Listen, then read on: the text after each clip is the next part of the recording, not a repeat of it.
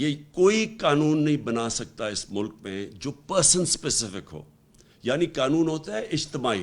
یہ نہیں ہو سکتا کہ عمران خان اپنے لیے کوئی امینڈمنٹ پاس کے اپنے لیے کوئی قانون بنا لے. اب ذرا ایک چیز میں بتاتا ہوں کہ ہوا کیا ہے. کیسے آصف زرداری بھی اب بچ جائیں گے, نواز شریف اور ان کی بیٹی مریم شریف وہ بھی بچ جائیں گے. اب کیسے وہ سارے ان کے پولیٹیشین جن کے اوپر کیسز تھے نیب کے اندر, وہ کیسے بچیں گے. آصف زرداری فیک اکاؤنٹس میں کیسے بچ جائے گا.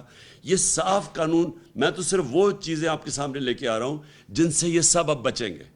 تو سب سے پہلے فیک اکاؤنٹس. آپ کو پتہ ہے اومنی گروپ, آصف زرداری جو ریلیٹڈ تھا, ان کے کتنے اربوں روپیہ فیک اکاؤنٹس میں ملا.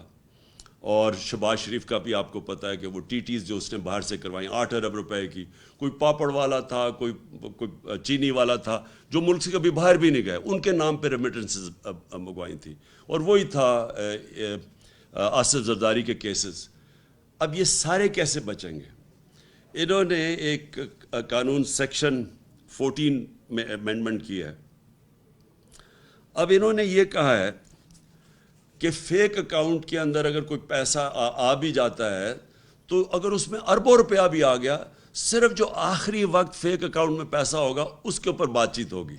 اگر وہ مثلا 100 روپے ہی بچا ہے, باقی سارے ملک سے باہر بھیج دیے گئے ہیں, تو صرف 100 روپے کے اوپر اب بات ہوگی. پھر انہوں نے یہ کہا کہ آپ کو ثابت کرنا پڑے گا.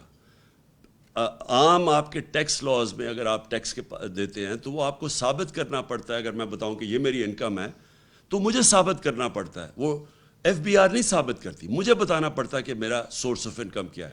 اب ادھر فیک اکاؤنٹس میں جو پیسہ آئے گا وہ نیب کو ثابت کرنا پڑے گا کہ یہ پیسہ جائز آیا یا ناجائز آیا ہے.